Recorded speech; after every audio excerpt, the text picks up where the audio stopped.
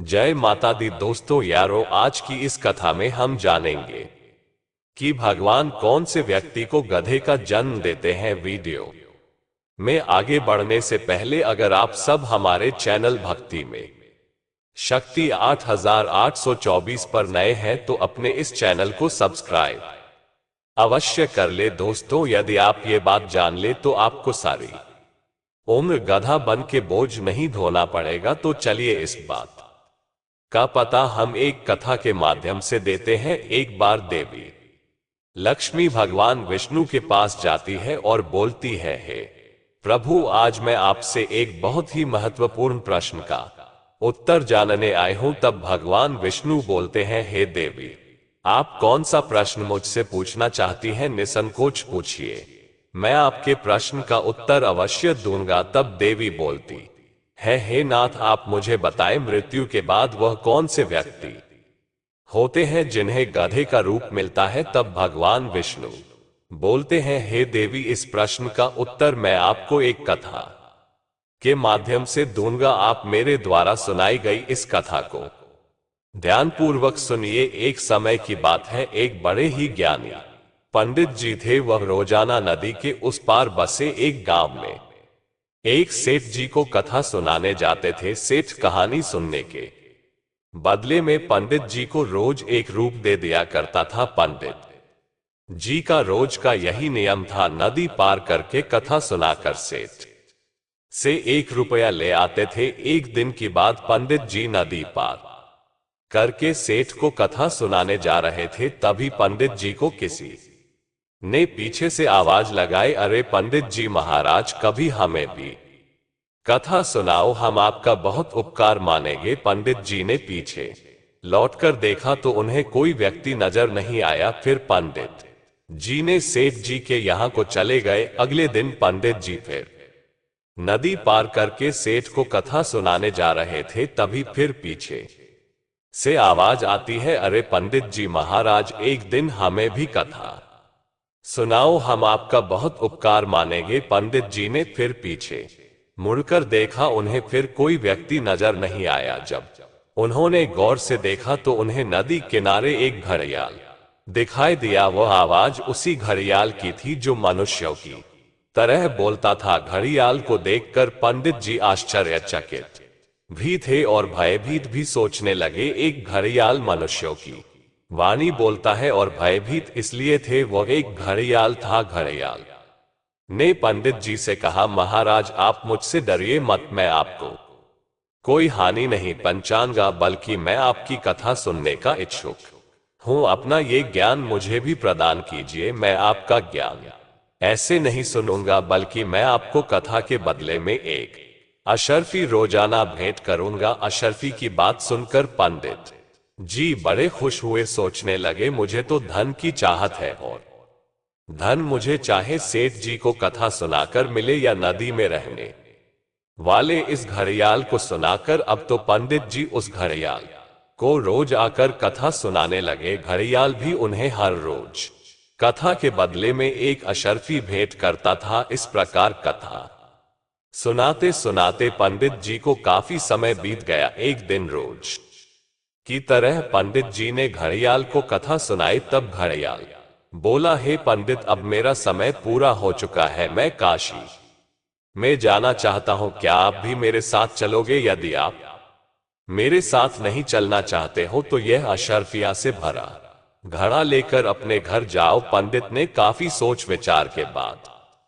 काशी जाने से तो मना कर दिया और घड़ियाल से अशर्फिया से भरा घड़ा लेकर अपने घर को लौटने लगे। पंडित जी को विदा करने के बाद घड़ियाल जोर जोर से हंसने लगा। घड़ियाल को इस तरह अचानक हंसता देखकर पंडित जी बहुत हैरान हो गए कि इतनी जोर से यह घड़ियाल क्यों हंस रहा है। पंडित जी पुनः लौटकर उसके पास आए और उसके जोर जोर से हंसने का कारण पूछने लगे। तब घड़ियाल बोला, हे महाराज, मेरे हंसने का कारण यदि आप जानना चाहते हैं तो आपके पड़ोसी धोबी के घर एक गधा पाला हुआ है। मेरे हंसने का कारण आप उस गधे से पूछ लेना, वो आपको सारी बात बता देगा। अब तो पंडित जी और भी ज्यादा हैरान थे कि घड़ियाल के हंसने का कारण गधे को पता है। अब तो पंडित जी अपने घर लौट आए और 2-3 दिन तक उसी बात को लेकर दुविधा में पड़े रहे कि घड़ियाल ने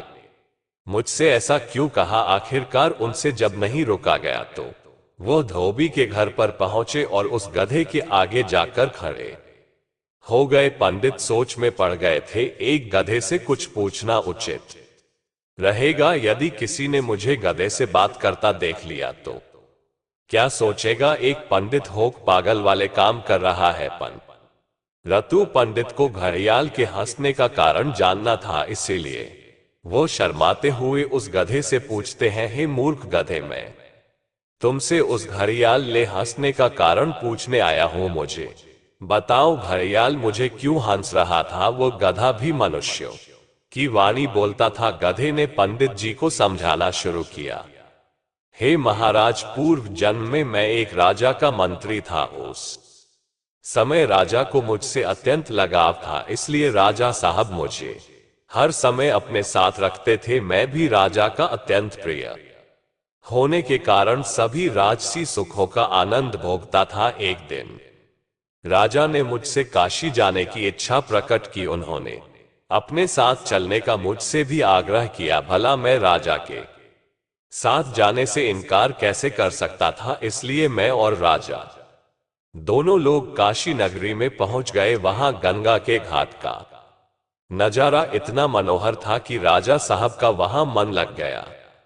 हम दोनों लोग 1 माह तक काशी का भ्रमण करते रहे। एक दिन राजा साहब ने मुझसे कहा, मंत्री जी, मेरा तो अब यहां मन लग गया है, मैं अब यहीं रहना चाहता हूं। यदि तुम्हारी इच्छा हो तो आप भी मेरे साथ यहीं पर रहिए। यदि आप जाना चाहते हैं तो मैं आपको नहीं रोकूंगा। आप ये हीरे मोतियों का घड़ा ले जाए और नगर में जाकर आनंद से राज सुख का मजा लो। गधा बोला, पंडित जी, मैंने राजा से हीरे मोतियों से भरा हुआ घड़ा ले लिया और नगर को वापस लौट आया। राजा के सिंहासन पर बैठकर मैं राज्य चलाने लगा। उसी दोष के कारण मुझे इस बार गधे का जन्म मिला, क्योंकि मैंने मोक्ष का मार्ग त्याग कर सांसारिक सुखों का मार्ग चुना। इसलिए विधाता ने मुझे दंड स्वरूप गधा बनाया है। जो गलती मैंने की वही गलती आपने की। आपने घड़ियाल को ज्ञान देकर उसे तो बैरागी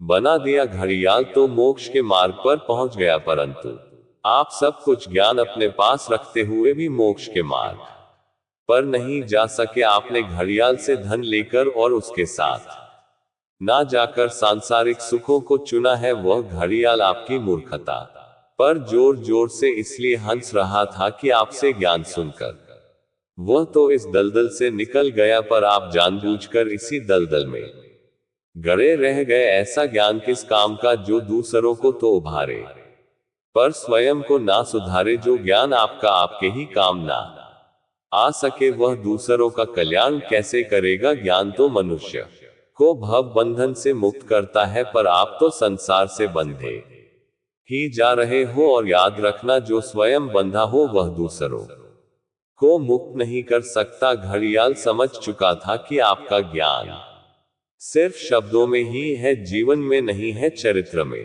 नहीं है, मन और आत्मा में नहीं है, कल्याण में नहीं है।